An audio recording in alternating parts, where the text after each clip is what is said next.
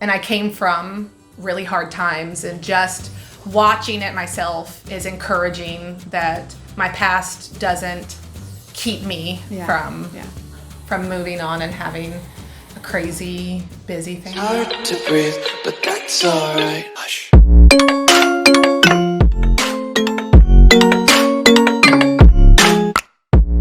Welcome back to Middle Tennessee Pulse, where we look at the fascinating people behind the homes. This is part 2 with Liz Tucker, who is YouTuber with Our Life in Rain Boots. She's a mom and she is a foster parent. So we're going to pick right back up where we left off last week. And if you missed last week, I will put an icon above so you can link and watch part 1 of this video before enjoying part 2. Thanks so much and enjoy. And it was just like always somebody screaming at me. And it's just because that's all I ever heard. And I've had kids that come to my house that say the same thing, like, I think I'm crazy because I hear somebody yelling at me. And we just have to just release that. It's normal. Yeah.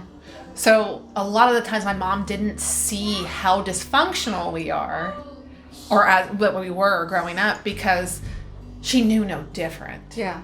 So I wanted to break that cycle. Yeah. This is not normal. It's not normal for this kid to be terrified to go to sleep. Yes. I literally sleep with my eyes open sometimes. Wow. Because I had to. That is a survival technique. I had to. Where they won't close all the way because I needed to be able to always... To be able to sleep, maybe. Yeah. To have the peace to sleep, to be able to see just a little bit, if need be. Wow. But so that leads me to, there's going to be foster parents out there that maybe don't have your kind of trauma in the background. It seems like I feel almost bad saying it, but it seems like your trauma is what makes you such a great foster parent and able to just understand these kids, maybe for the first time in their lives, really be understood. Right. How does that contrast to maybe someone that just has a heart for this and doesn't have that in their background? I always tell people to read books or listen to books. I don't have the concentration to read. Like I skip lines like crazy. Yeah. And I've always had a really hard time reading something, but I listen, like that's how I learn is by hearing. Yeah. So doing the dishes, driving. When you're a foster parent, there's a lot of traveling involved. There's a lot of meetings. There's a lot of court dates. Take that, the advantage of the time in the car and listen to audiobooks. And then there's, here in Tennessee, they have that free library. What is it called? Oh, I forgot, but it's where each, a home can have the little libraries you're talking about, the little library stands in front of their home. No, the online Overdrive app. Yeah. And then I do Audible because I listen to so many books. And there's podcasts. I am obsessed with podcasts. Me too. And I don't only listen to parenting podcasts that are educational. I also listen to podcasts that are just moms venting about their life. Yeah. Because if you're always listening to stuff talking about perfection, then you'll be like, I can never do this. You need something that you can relate to too. Yeah, and we'll put a link below where to your top maybe 2 or 3 podcasts you listen to. And that way we can have that help out there for people. There you go, yeah. So before we run out of time, because I can feel us getting close to it, I want to understand about the process of receiving and then having to give away a child. Like I know your oldest right now, she's now aged out. You can keep her as long as you want her until she leaves you.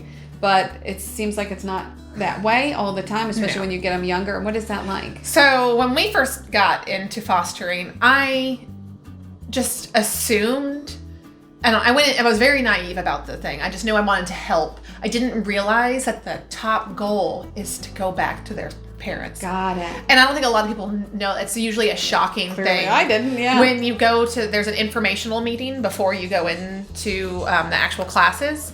And that is one that's hard for people to swallow. Yeah. Because you think, well, they got them taken away. Why do they, obviously they're not doing something. Yeah.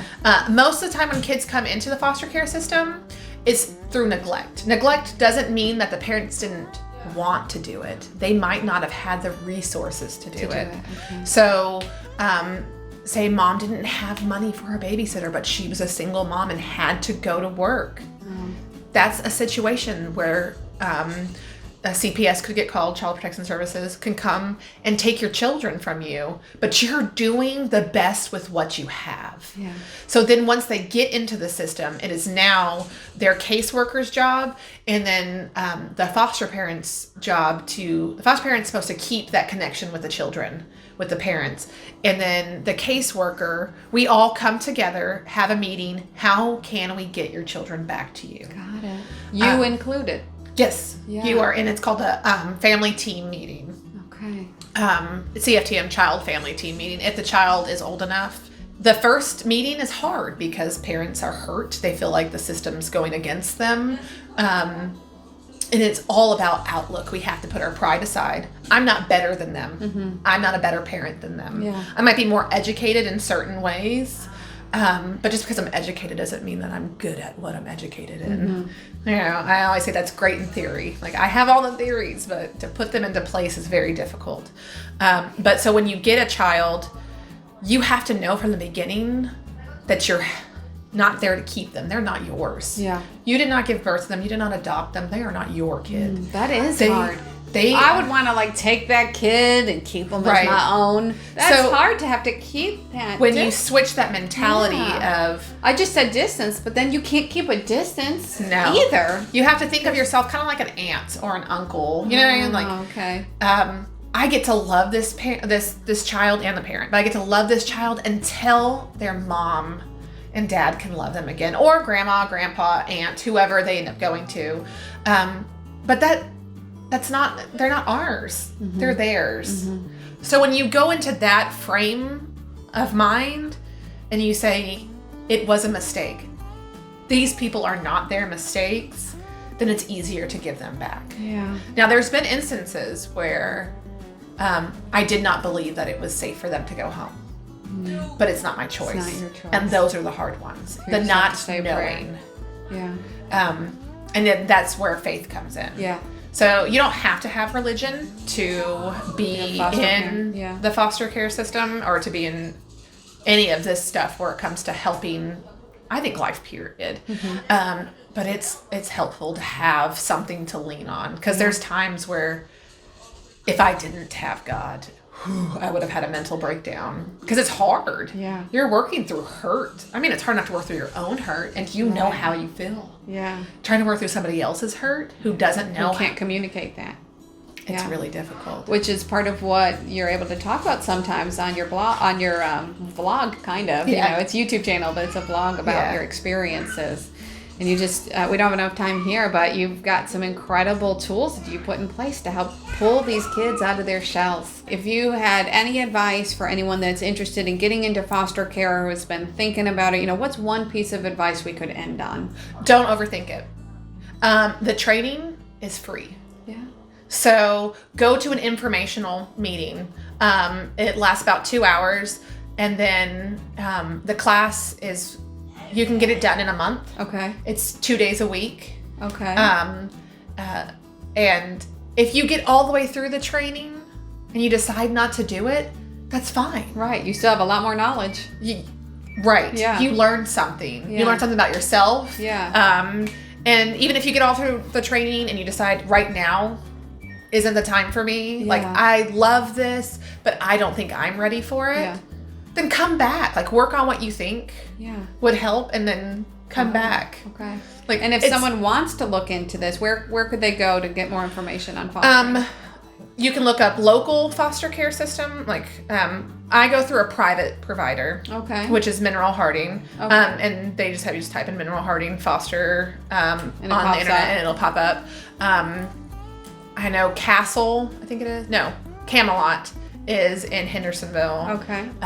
Youth villages. Now, every one specializes. Like, a lot of private providers specialize in different.